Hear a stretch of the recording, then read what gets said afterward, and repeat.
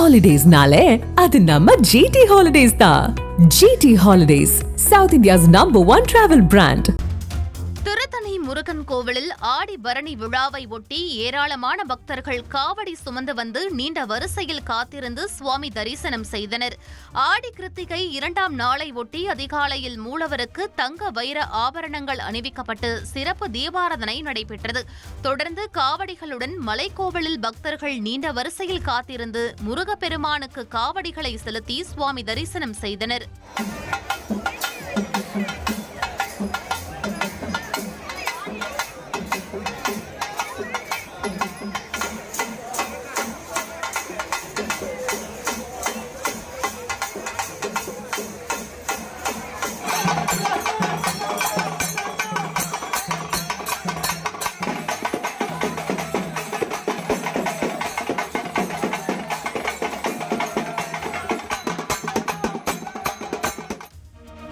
ஆடி கடைசி வெள்ளி மற்றும் சுதந்திர தின விழாவை முன்னிட்டு பண்ணாரி அம்மன் கோவிலில் 50,000க்கும் மேற்பட்டோர் சுவாமி தரிசனம் செய்தனர்.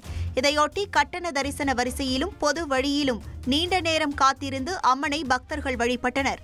சுதந்திர தின விழாவை முன்னிட்டு கோவிலில் சமபந்தி விருந்து வழங்கப்பட்டது. பக்தர்களின் வசதிக்காக சிறப்பு பேருந்துகள் இயக்கப்பட்டன.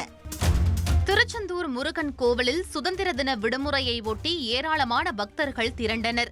திருச்செந்தூர் முருகன் கோவில் ஆன்மீக ஸ்தலம் மட்டுமல்லாமல் கடற்கரை ஓரம் உள்ளதால் சிறந்த சுற்றுலா தளமாகவும் விளங்குகிறது.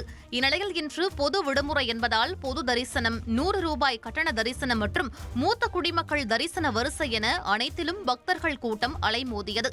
சுமார் 6 மணி நேரத்திற்கும் மேலாக பக்தர்கள் காத்திருந்து சுவாமி தரிசனம் செய்தனர்.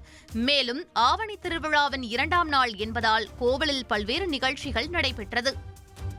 Holidays-nale, அது நம்ம GT Holidays தான். GT Holidays, South India's #1 travel brand.